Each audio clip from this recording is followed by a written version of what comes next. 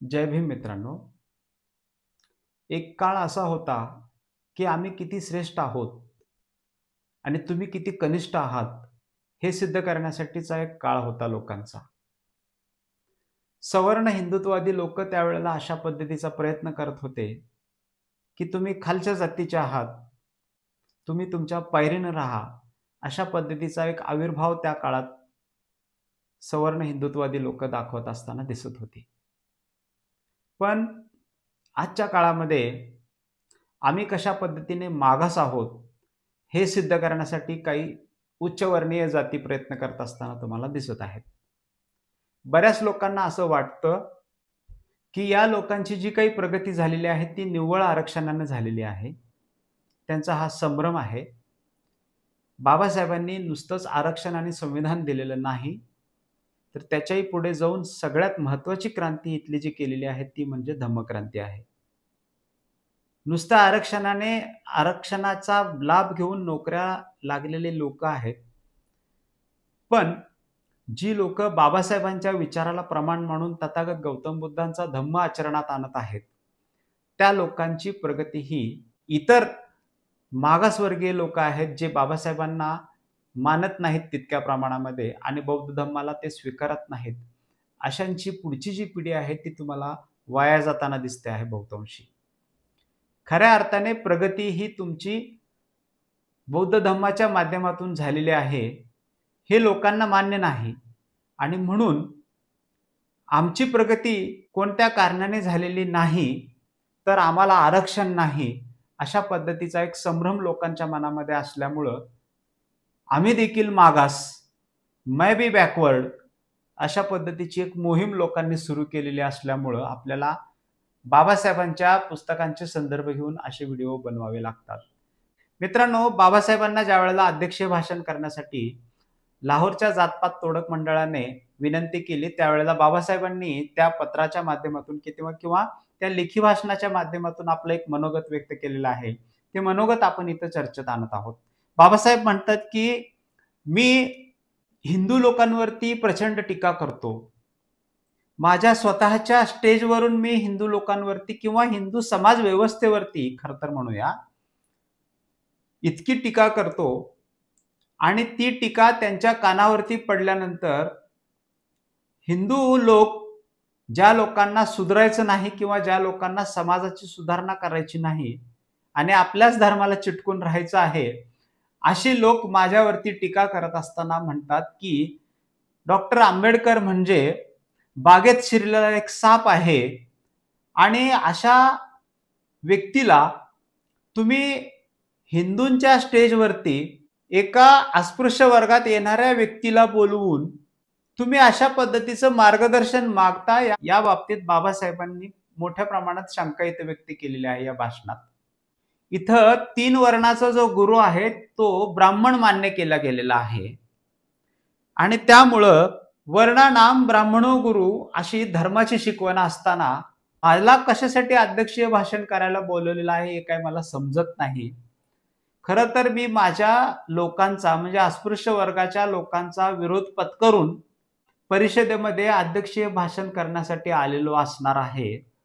खरं तर माझी इच्छा नाही तुमच्या लोकांसोबत चर्चा करायची, कारण हिंदू समाज सुधारणा करणं म्हणजे फार कठीण काम आहे, हे अगोदरच मला माहित आहे.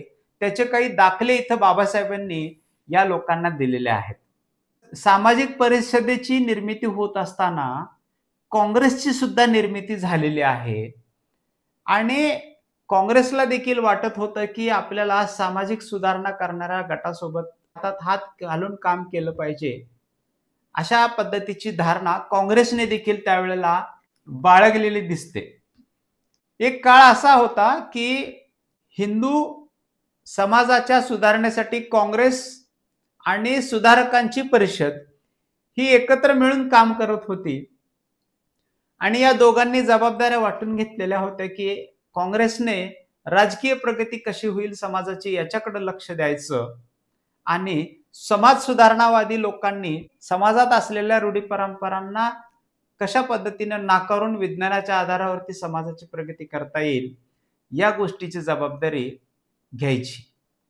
काँग्रेस आणि सामाजिक सुधारणा करणारे हे जे दोन गट एकत्र मिळून काम करत होते, त्या गटापैकी काँग्रेस हा म्हणत होता की अगोदर राजकीय प्रगती झाली पाहिजे आणि सामाजिक सुधारणा करणारा जो गट होता तो म्हणत होता की राजकारणामध्ये यश मिळवायचं असेल तर अगोदर समाजाची सुधारणा झाली पाहिजे. हळूहळू हा वाद वाढत वाढत इतक्या मोठ्या प्रमाणामध्ये वाढला मित्रांनो, की ही दोन गट दोन वेगवेगळ्या पक्षात रूपांतरित झाली. कालांतराने या लोकांमध्ये इतके वाद टोकाला गेले की पूर्वी जी लोक आपली अधिवेशनं ही एका मंडपामध्ये घेत होती ती आता वेगवेगळी मंडप उभारू लागली.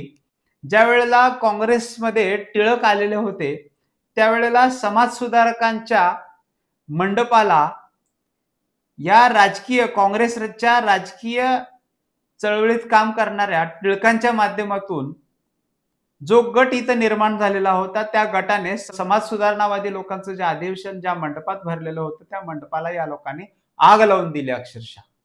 पुढे जाऊन 10 वर्ष ही वेगवेगळी झालेली जी गट आहेत त्यांची ताकद जी आहे ती तुल्यबळाने सारखी होती.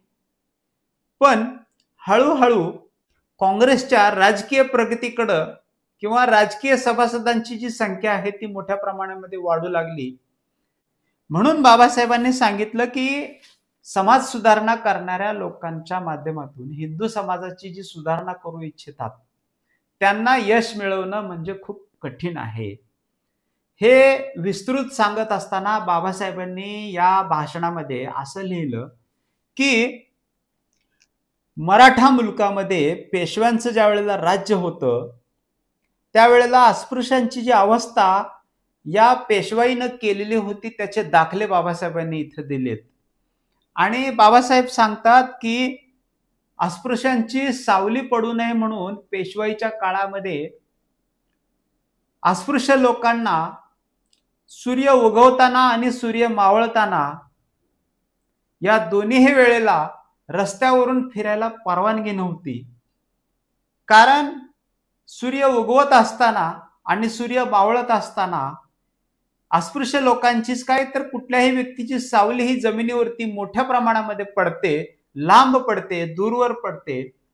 ज्या वेळेला टोकाचं ऊन 12 वाजताचं ऊन असेल म्हणजे सूर्य ज्या वेळेला डोक्यावरती आलेला असेल त्याच वेळेला फार तर ही अस्पृश्य लोक रस्त्यावरून फिरायला चालतील अशा पद्धतीच्या अन्याय अत्याचार पेशवाईच्या काळामध्ये केलेला बाबासाहेबांनी इथं सांगितलेला आहे.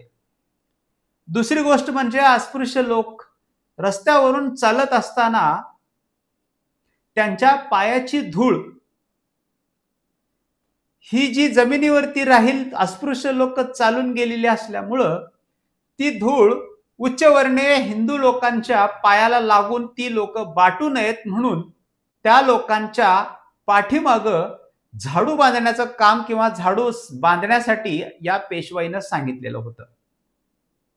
या लोकांनी रस्त्यावरती थुंकल्यानंतर या उच्चवर्णीय लोकांची पावलं त्या थुंकीवरून पडली तर या लोकांना विटाळ होईल असं होऊ नये म्हणून पुढे मडकं बांधणं देखील बंधनकारक केलेलं होतं. म्हणजे या पद्धतीनं जर एकाच धर्मातल्या लोकांना एकाच धर्मातले दुसरे उच्चवर्णीय लोक जर वागणूक देत असतील तर कोणती समाज सुधारणा तुम्ही करणार आहात अशा पद्धतीचा खडा सवाल बाबासाहेबांनी ॲनिलेशन ऑफ कास्ट मध्ये विचारलेला आहे मित्रांनो.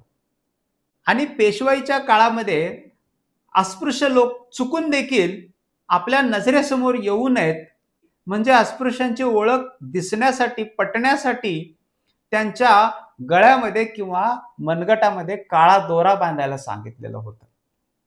आज सगळेच हिंदू लोक जो काळा दोरा बांधतात हाताला किंवा मनगटाला किंवा गळ्यामध्ये बांधतात तर त्याची काही धार्मिक कारणं आहेत असे ते सांगतात. कुणाची नजर लागू नये आम्हाला म्हणून सांगतात आणि त्यामुळे आम्ही हा काळा दोरा बांधतो असं म्हणतात. खऱ्या अर्थाने बघितलं तर ब्राह्मण या एकाच वर्णाच्या व्यक्तीला माहित आहे की आपण काय आदेश दिलेले आहेत आणि कोणाला आदेश दिलेले आहेत. ते ब्राह्मणेतर लोकांपासून सर्व लोकांना आता सांगतात की काळा दोरा बांधलं नाही तर तुम्हाला नजर लागेल. आणि ब्राह्मणाला मात्र नजर लागत नाही. हिंदू धर्माचा अभ्यास ज्या ब्राह्मण लोकांना आहे ती लोक तर बिलकुल काळा दोरा हातात किंवा शरीरावर कुठेही बांधत नाहीत. कारण काळा दोरा बांधणं हे दारिद्र्याचं लक्षण आहे असं ते मानतात. आणि हे दारिद्र्य त्यांनी अस्पृश्य लोकांच्या मनगटात आणि गळ्यात बांधलेलं होतं. ते ओळखू नयेत म्हणून, ते ओळखले जाऊ नयेत म्हणून. दुसरी एक गोष्ट बाबासाहेबांनी इथं सांगितलेली आहे ती की 4 जानेवारी 1928 ला द टाइम्स ऑफ इंडियामध्ये एक बातमी छापून आलेली होती. त्या बातमीचा दाखला देत बाबासाहेब म्हणतात की बलाई नावाची जी अस्पृश्य समाजाची जात होती किंवा बलाई नावाचा जो समाज होता, अस्पृश्य समाज होता इंदोरमध्ये, त्या समाजावरती पाटील, ब्राह्मण, राजपूत ही जी लोक होती ती कशा पद्धतीने अन्याय अत्याचार करत होती याचा दाखला देखील बाबासाहेबांनी इथं दिलेला आहे. या पाटलांनी, या ब्राह्मणांनी आणि या राजपूतांनी कोणते कोणते नियम हे बलाई नावाच्या अस्पृश्य जातीला घालून दिलेले होते. जरीचा काठ असलेल्या पगड्या वापरायच्या नाही. नक्षीदार काम केलेलं जे काही धोतर असेल ते धोतर नेसायचं नाही. यांच्या स्त्रियांनी शोभवंत असे दागिने घालायचे नाही शरीरावरती. हिंदूंच्या मृत्यूचा सांगावा हर हालतमध्ये हा या लोकांनी दिलाच पाहिजे. वरातीमध्ये या लोकांनी वाद्य ही वाजवलीच पाहिजेत. आणि जो काही मोबदला तो वरची लोक देतील, उच्चवर्णीय लोक देतील, तो गुपचूप घ्यायचा आणि त्याच्यातच समाधान मानायचं. आणि या गोष्टी जर तुम्हाला मान्य नसतील तर त्या लोकांनी गाव सोडून जायचं. अशा पद्धतीची हाल अपेष्टा सहन करणारा जो पूर्वाश्रमीचा अस्पृश्य वर्ग होता त्याला सामाजिक आरक्षण मिळणं हे अतिशय गरजेचं होतं. म्हणून बाबासाहेबांनी आरक्षण देण्याची तरतूद घटनेमध्ये केली. पण आज मैं भी मागास, मैं भी बॅकवर्ड अशा पद्धतीची घोषणा करणारे जे लोक आहेत ते खऱ्या अर्थाने पेशवाईच्या काळामध्ये ब्राह्मणांच्या हातात हात मिळवून याच मागासवर्गीय लोकांसोबत कशा पद्धतीने अन्याय अत्याचार करत होते हे लोकांनी विसरलेलं आहे असं वाटतं. मध्यंतरी जो मनोज जरांगे पाटलांचं जे काही आंदोलन सुरू होतं मुंबईमध्ये, त्यांच्या स्टेजवरती बाबासाहेबांची प्रतिमा असलेले, अजून महापुरुषांच्या प्रतिमा असलेले बॅनर त्यांना ज्या वेळेला भेट म्हणून दिलं गेलेलं होतं त्यावेळेला त्यांनी त्या महापुरुषांच्या प्रतिमा असलेलं जे काही बॅनर आहे ते स्टेजच्या पाठीमागं अक्षरशः ठेवून द्यायला लावलं. आणि आपल्याला आरक्षण जणू काही गणपती बाप्पाच देणार आहे त्या देवाला त्यांनी छत्रपती शिवाजी महाराजांच्या बाजूला बसवलं. खऱ्या अर्थाने बघितलं तर छत्रपती शिवाजी महाराजांचा इतिहास महात्मा फुलेंनी रायगडावरती समाधी शोधून जो शोध घेतलेला होता, फुल्यांनी मिरवणूक नावाची जी कॉन्सेप्ट उतरवलेली होती समाजामध्ये ती यासाठीच की छत्रपती शिवाजी महाराज हे कसे दिसत होते हे लोकांना समजावं. जयंतीच्या माध्यमातून महाराजांचा इतिहास लोकांसमोर येईल आणि ब्राह्मणांचा जो काळा कारनामा आहे तो देखील लोकांच्या समोर येईल. या भीतीनं टिळकाने गणपती उत्सव सुरू केल्याची तुम्हाला चांगलीच कल्पना आहे. आणि विज्ञानवादी छत्रपती शिवाजी महाराजांचा इतिहास लोकांना माहीत करून देण्याऐवजी टिळकांनी अंधश्रद्धेवर आधारित असलेल्या धर्मरूढी परंपरांचा पगडा ह्या लोकांच्या डोक्यामध्ये कसा राहील याचा प्रयत्न गणेश उत्सवाच्या माध्यमातून केलेला आहे. असे विसंगत दोन प्रतीक हे मनोज जरांगे पाटलांनी आपल्या पाठीमागे ठेवली आणि आपल्या विचाराचं प्रदर्शन केलं. ज्या डॉक्टर बाबासाहेब आंबेडकरांनी इथं असणाऱ्या लोकांना आरक्षण दिलं, इथं असलेल्या प्रत्येक जातीतल्या स्त्रियांना आरक्षण दिलं बाबासाहेबांनी, त्या बाबासाहेबांची तुम्हाला प्रतिमा ठेवायला सुचत नाही. आणि अंधश्रद्धेवरती आधारित असलेले जे तुमच्याच आरक्षणाच्या विरोधात काम करणारे लोक आहेत त्यांनी दिलेली प्रतीकं जर तुम्हाला स्टेजवरती चालत असतील तर तुम्हाला आरक्षण मिळेल याची तुम्ही आशाही बाळगू नका. कारण बाबासाहेबांचा संविधान वाचून तुम्हाला आरक्षण कशा पद्धतीने मिळवता येईल याचा अभ्यास करायचा आहे. विज्ञानावरती आपला टिकाव न धरू शकणारे प्रतीक जर तुम्ही तुमच्या स्टेजवरती ठेवू शकत असाल आणि तुमच्या डोक्यावरती पुन्हा ब्राह्मण जर बसवून घेणार असाल, तर ब्राह्मणच तुम्हाला तुमच्या सामाजिक आणि आर्थिक परिस्थितीतून वाचवण्याचा प्रयत्न करतील. अशा पद्धतीची तुम्हीच अपेक्षा बाळगा. कारण आम्ही तर काय अशा पद्धतीची अपेक्षा बाळगत नाही.